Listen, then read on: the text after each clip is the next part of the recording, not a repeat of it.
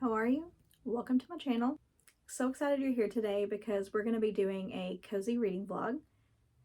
Probably noticed that things are a little different behind me. I am redecorating, and I'm just going to warn you right now, this vlog may be all over the place. It's my first vlog that I've ever done, so trying to figure out how to put it all together, but I did have a lot of fun making it. I had a lot of fun filming it. I actually got to stay at an Airbnb over the weekend, spent 2 nights and 3 days there, and it was so cozy. I was able to recharge. I didn't get to do a lot of reading there, but I did do a little bit. I'm going to share a little clip with y'all of the Airbnb and a little bit of the weekend. You're going to see a little bit of the books that I brought with me on the weekend getaway. I got to some of them, and some of them I didn't, because I took 5 because, I'm a mood reader. I didn't know what mood I was going to be in. So I got to 2 of them, and then the other 3 I didn't because my mood changed. So when I got home, I started a different one and I finished it. So I'm going to tell you the 3 books that I did finish within this vlog and the ones we're going to be talking about. I'm not going to tell you a lot about them right now, but I'm just going to tell you the title, and then later on you'll learn more about them and get my reviews and what I thought of them. First one is The Devil's League by Camara. This was sent to me by the author. Next one is Wolf Hunt by Strand. And Linghun by Ai Jiang. We'll talk about these throughout the vlog, those 3. Those are the ones that I finished. Let's get into the clip of a little bit of my weekend, and then we'll get into the books.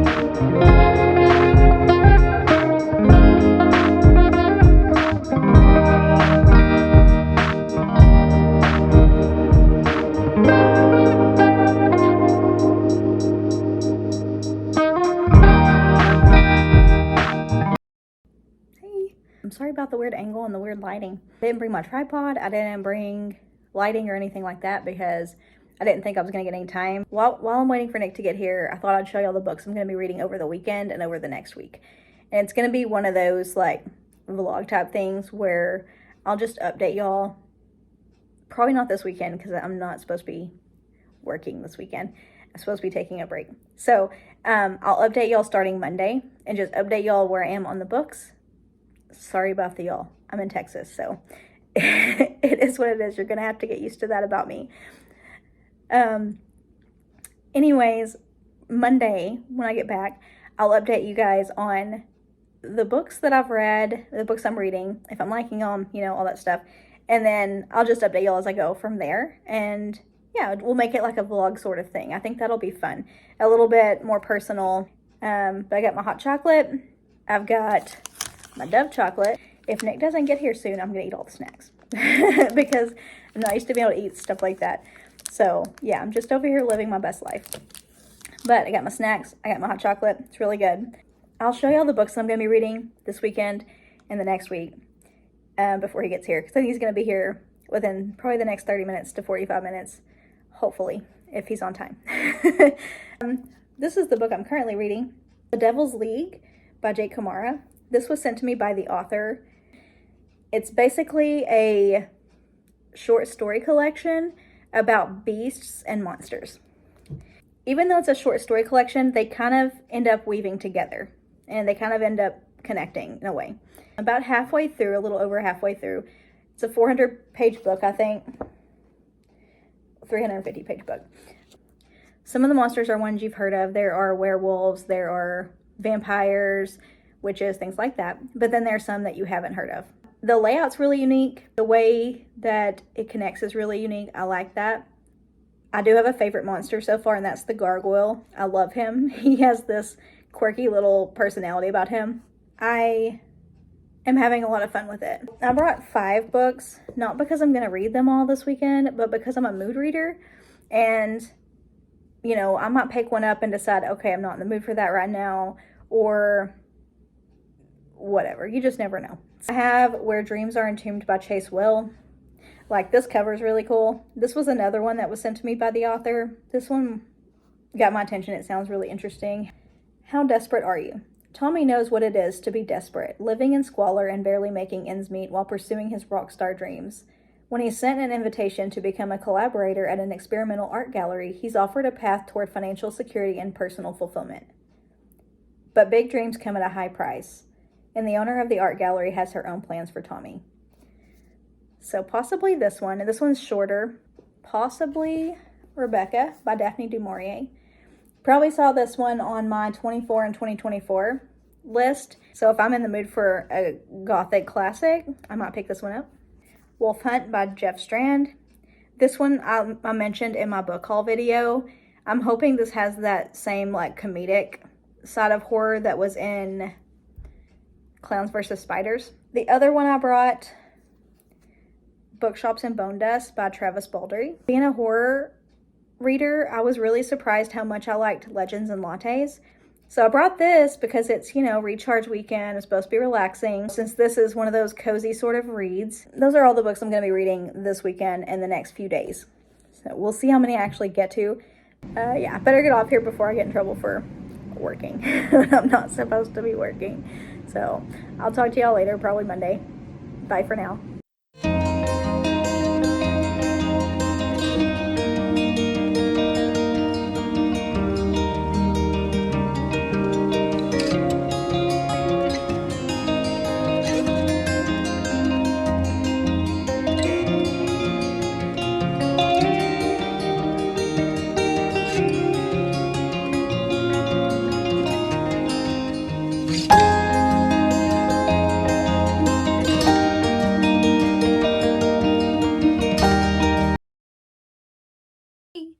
Me again. I'm back home now. It's Monday. I just had to update y'all because this just got so good. It's been pretty good. I'm learning more about the Brides of the Underlord right now, and they're vampires. So the short story that I'm reading is kind of like a good for her horror and vampires in the same story, and I'm really into it. And also, I told y'all that my favorite character was the gargoyle, and I've gotten to learn a little bit more about him too and his backstory. So it actually has turned out even better than it was whenever I talked to you guys at the Airbnb. So I'm really enjoying it. Also forgot to mention that you also get stories and chapters on this guy Waylon, who is basically a creature collector.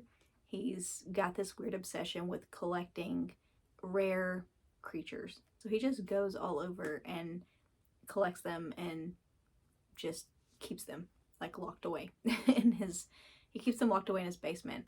So you get glimpses of that too, and little short story chapters, and it kind of goes back and forth between his basement and the creatures that he has there, and then it has chapters of these creatures and their backstories, a little bit more about each of them. So it's pretty cool. But I like that it's not linear, like it's a little bit back and forth. There are different time periods too. So there's present day, and then there's, you know, you'll have, you know, the 1700s or the 1600s or the 70s, you know, the 1970s, or, you know, just all different time periods and all different monsters. Thought I'd give another quick update before I go to bed. It's like 11:30, which isn't super late, but I'm gonna have to get up kind of early tomorrow. It's coming together really well. This last about a third of it is more action-packed because it's coming together and there's just a lot going on, and I'm really enjoying it. So the last the first half of it was definitely slower. The first half of the book was definitely slower, because it was more like you're getting little bits and pieces and getting to know the different characters, and there are a lot of characters to keep up with. And even though it's short stories, like I said, they do all come back around. I should finish it tomorrow, probably in the morning, and then I'll update y'all with my final thoughts and start on the next one. I will see you guys in the morning. It's the next day. I've been reading for a little bit. This book is freaking wild. It's gotten wilder here in the last little bit. I've got about 50 pages left, and you think it just can't get any more crazy, and then it does. So it's unique. It has a lot of unique weird things that I haven't seen in creature features or monster horror. And I won't give anything away, but just a lot of weirdness happening right now. It's really action-packed at the moment. So yeah, I'm having a lot of fun with it. I just finished The Devil's Leak. I really enjoyed it. I was kind of turned off by the first story and thought, you know, I was hoping that it was going to get better, and it really did. The last half of it definitely went quicker. It's definitely a slower read the rest of the way. So if you're somebody that doesn't like a slow read, you may not enjoy it as much. Even though it's a collection of short stories, you're going to get a better experience, I think, if you just read it in order instead of skipping around. But it was really good. The second half was a lot quicker. It was more action-packed. There was a lot more going on. And I really got into the second half, more so than the first. I do like learning about the different monsters, the different creatures. That was nice too, and that was fun too.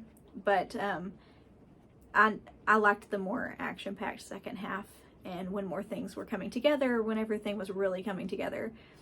My favorite creature was definitely the gargoyle. He remained my favorite the whole time. He did not let any century go to waste, because he's been around for centuries.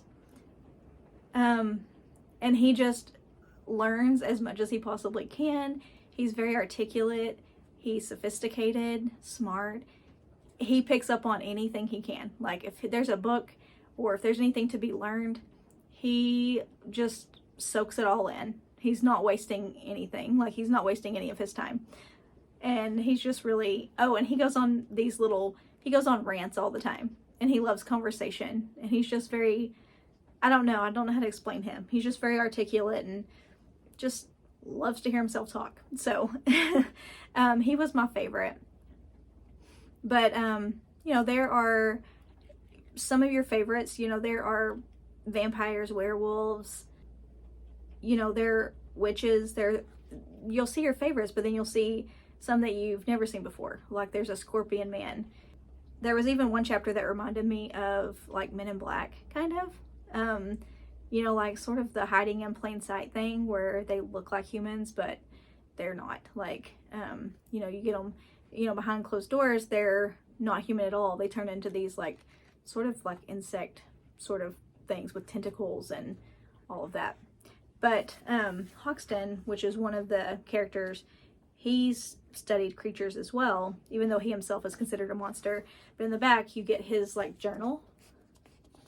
And you get like sketches of some of the creatures. I mean, you could tell that the author put a lot of work and detail into writing this.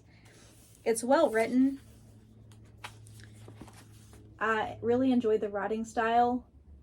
I really enjoyed how it kind of bounced back and forth with the stories. I loved how they all came together. It was a unique layout, and I really enjoyed that. It's just something different, but the art is so cool. The issue I had, I think I mentioned before, in the beginning, the Scorpion Man. Look how cool that is.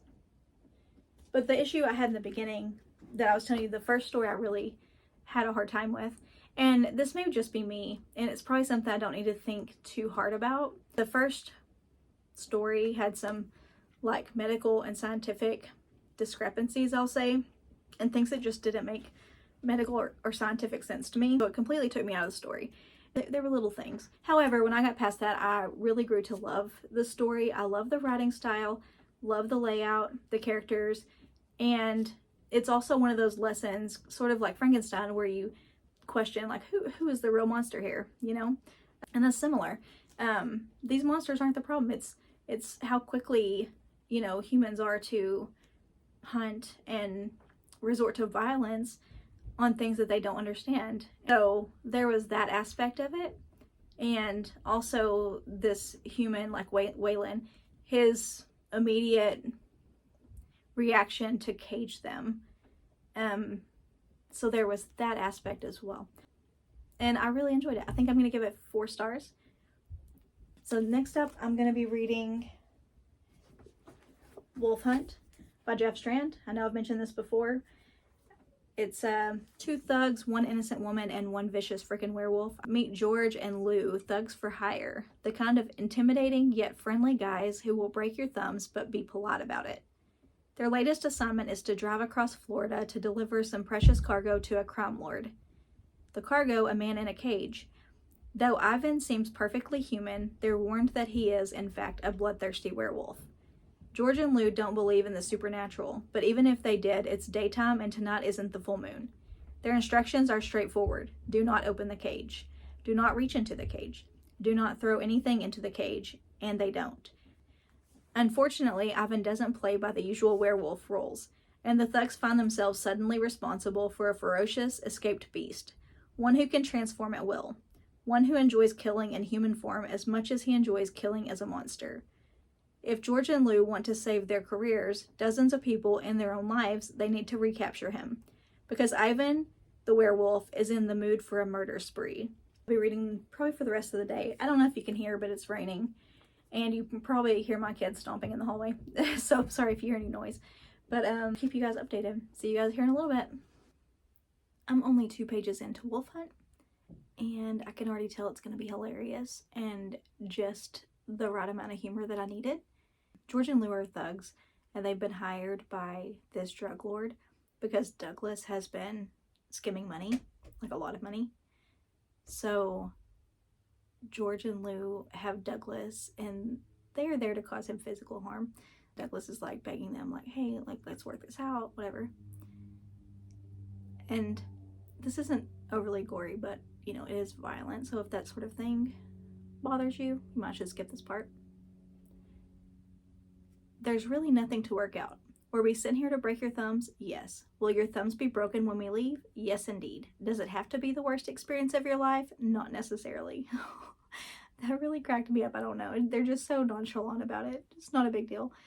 And a little bit further, you know, they're trying to work out with Douglas, like, his alibi for his family. Like, hey, you can't tell them that these thugs broke your thumbs, right? You have to come up with a story about you tripped and fell, and they're rehearsing it with him. And he says, you know, maybe I should tell them that I tripped on a chew toy. And they ask him, the dog's not going to be punished from anyone, right? For the chew toy? And he says, no. Okay, good. Like, they're okay with him being punished, but not the dog. So it was really funny too. So yeah, I'm really already loving it, and I'm on page 3. I'm about 76 pages into it. But one of the things Jeff Strand does really well, and it's something that I noticed in Clowns vs. Spiders, is dialogue. He is really good with dialogue and having, you know, really good, like, all the different characters having their personalities really come through with the dialogue.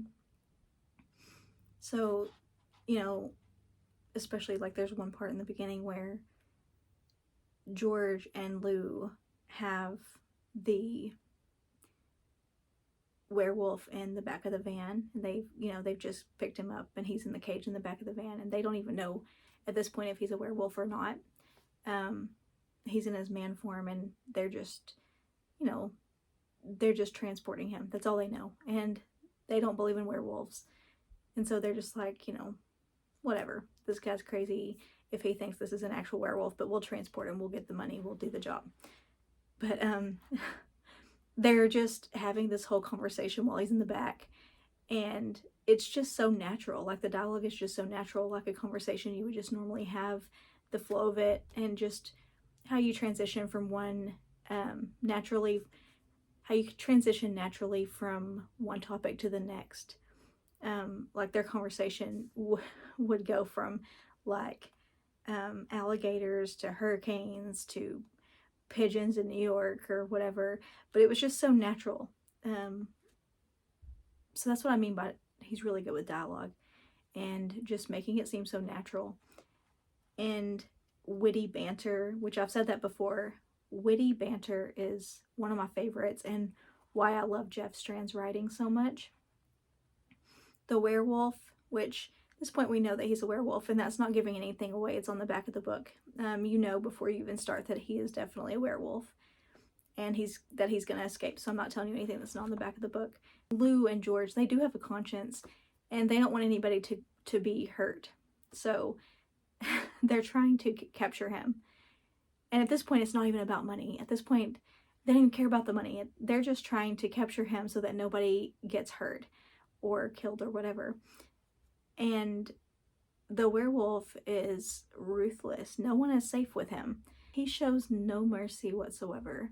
And George and Lou are big teddy bears, kind of. And they just do this to get a job done. They won't hurt animals. They won't hurt kids. They don't cuss in front of women. Like, they're actually kind of sweet guys.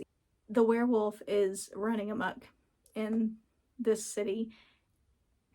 And George and Lou are just trying to capture him so nobody else gets hurt, or so nobody gets hurt. And he's taunting them like he's such a smart ass.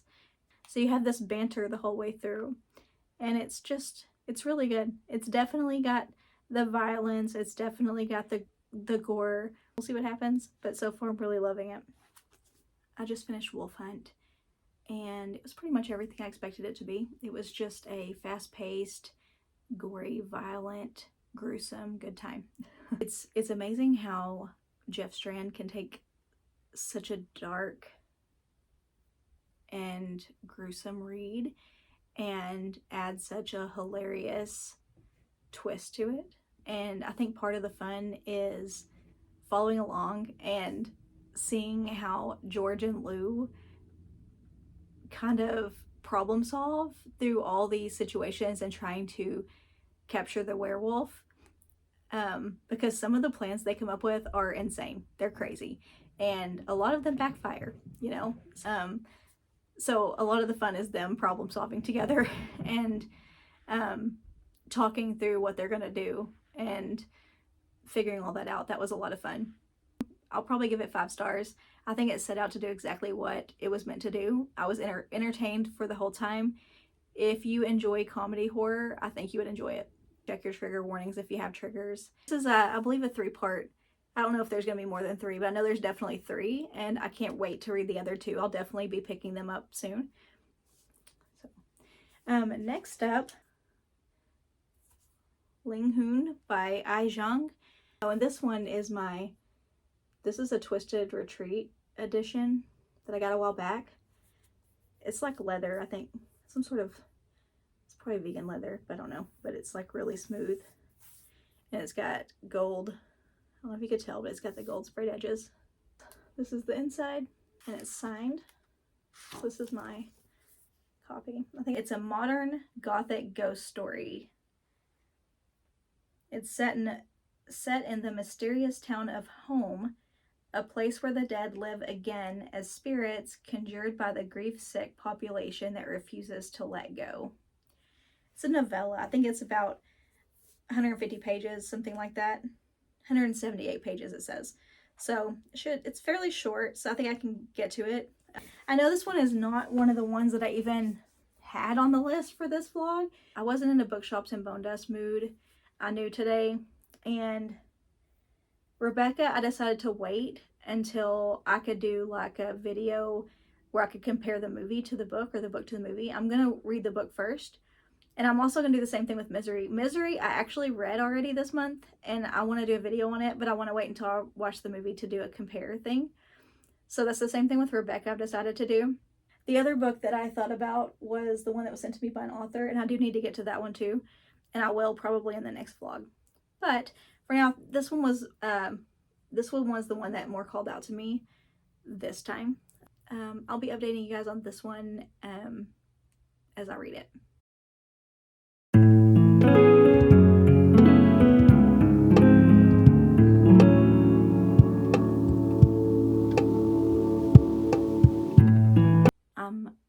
over halfway through with it already. It's a really quick read.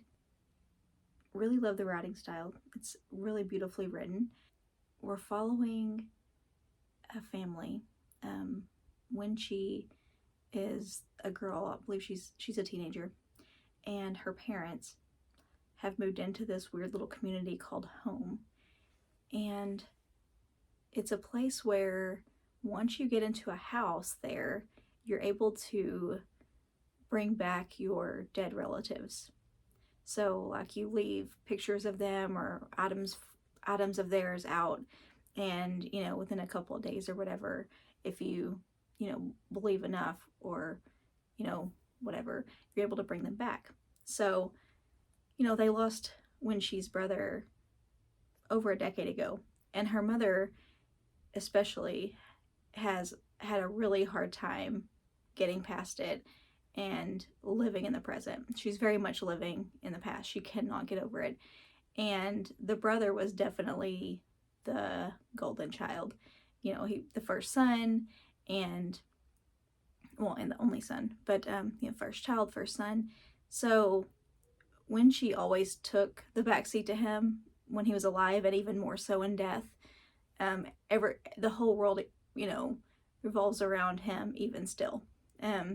Everything is about the brother even now. And when she has this resentment toward him, you could feel it. And she doesn't say anything like that, but you could feel it. And the mom is just constantly just pushing Wenxi to the side, which is really sad. But this neighborhood, the houses are really hard to get into because, of course, everybody wants to see their relatives. These people are having a really hard time moving on. They want to see their relatives again. So, there'll be people just camping out on the lawns waiting for a house to come available. And they go to great lengths to get into these houses. It's pretty violent. The things that they'll do to get a house when one comes available. But I'm really liking it. It's not really spooky. It's more weird and, kind of ominous, but really weird and beautiful and sad. Just the grief, like you can feel the grief. You really feel for Wenxi. The relationship between her and her mom is really sad. And you really feel for her and want her mom to get that peace to where maybe she can give Wenxi the, the attention and love that she needs right now. A couple of lines have really stood out to me. No spoilers or anything, but they're just really pretty. Isn't it strange how everyone here desires their home to be haunted? You wonder if the newcomers will be the same as the others. You wonder if they too will be unrelenting, or perhaps they will be like you, unhaunted. There are different chapters, like that one was Mrs., who is the old lady across the street. Nobody knows her last name, they just call her Mrs. So you have chapters on her, then you have chapters on Wenxi, and then you have chapters on Liam. He's a teenage boy also. He and his family are camped out on one of the lawns, just waiting for a house. And they've been camped out there for like 3 years. Anyways, you get different points of view. You get Mrs., you get Wenxi, and you get Liam. Wenxi is really mysterious. You don't get much on her, but she's just mysterious old lady across the street. And there's all these, rumors about her. This town worships the dead, but it has no respect for the living. But it's really beautifully written. I will keep you guys updated. Something interesting I did notice, and something I haven't noticed in other books, is the different ways it's written in the different chapters. So on Mrs., the chapter from Mrs. is in second person. The ones for Wenxi are in first person, and the ones for Liam are in third person. So I thought that was interesting. And not something that I've noticed in other books, like I said. It's not confusing, and it's not something that's been hard to get used to, but it's something that, like I said, I have noticed. I just finished Linghun, and I loved it. Wow, it was beautiful. It was beautifully written. Mrs., who I was talking about earlier, she's the mysterious older woman across the street, and there are a lot of rumors about her because all the other houses on the street are haunted, because you could bring back once you get a house, you can bring back your dead loved one. But her house is the only one that isn't haunted. So there are a lot of rumors about that, why her house isn't haunted. So you do learn more about her and the mystery surrounding her. It's so sad. The community is really sad. The overall tone of the book is really sad and just heartbreaking. But yeah, everybody in this community isn't, I mean, they're alive, but they're not really living because they're all living in the past. You know, their dead loved ones are brought back to life kind of as spirits, and they're in the house. But you know, all these people that are actually living, they're really not. They're kind of just going through the motions every day. There's not even really any happiness in the town or in the community. There's just this whole sadness looming over everybody. And, you know, the whole town just doesn't feel alive and feel everything. This overall feeling of sadness, heartbreak, loneliness, I would say is a big theme too. There are a lot of really good quotes in it that I kind of flagged, but I won't tell you all of them because some of them I feel like would maybe give some things away. It's just really beautifully written. I was blown away. It's novella, but it was powerful and packed a punch and had so much feeling behind it and so much heart behind it. And I hope there are other books by this author because I would love to read more. I'll definitely be giving it 5 stars. I've had a few 5 stars this month, which is wild. This is actually my second one even in this vlog. Yeah, I highly recommend, especially if you like grief, horror, and ghost stories. It's very unique and beautifully written. Okay, so I hope y'all enjoyed the more casual vlog style video. I'm thinking next week I may put a video up of all the books I'll plan on reading in February because it's going to be a very busy month. I'm participating in my first readathon. By participating, I mean just following along. I'm not hosting or anything wild like that because I'm not ready for that. But I'm following along. The Bright Side Girl, she's on YouTube and Instagram, is hosting a readathon called the Randomathon, and I'll link her channel down below. But the Randomathon, this year's theme is circuses, theme parks, and festivals. So it's really cool. And I already had a bunch of books surrounding those themes, so it was perfect. And I'm really excited about it because it sounds like a lot of fun. She's had other readathons that I've seen and I wanted to do, but then stuff came up or I had too many obligations or whatever and wasn't able to. So I saw this one and I'm like, oh my god, I have so many books that work for that. There's not any particular like genre. It's whatever genre you want. So I'll link her channel down below. But that's February. It's 2 weeks. The rest of February I'm going to be doing my own thing. I have one buddy read that I'm doing. And then the rest of February I'm going to be focusing on horror books featuring relationships and couples, especially toxic relationships and couples. I don't know why, that's just my current mood. So that's what I'm going to be doing in February. So next week I'll probably be giving you the whole list of books that I'm going to be reading and let you know more about that. So I have a lot of exciting things happening. I'm excited to share it with you guys. I actually hit 100 subscribers this week on YouTube and I'm so excited about that. Like, I've been at this for 4 weeks and that was just so unexpected and I'm so excited about it. I started on Bookstagram a year ago, like I said, and I was blown away there by the book community and how welcoming and supportive everybody is. And I'm noticing that YouTube is the same. Like, everybody has been so nice. I appreciate every single like and comment and subscribe. I just appreciate it so much. You know, I try to comment back every single time. If ever I don't, it is not because it's intentional. It is because I missed the notification. That is literally the only reason I wouldn't respond back because it means a lot to me. So I really appreciate it. Thank you so much to 100 subscribers. Thank you so much for welcoming me into the booktube community. I feel now like I'm talking to my friends. I hope you have a good week and I will see you next Thursday. Bye for now.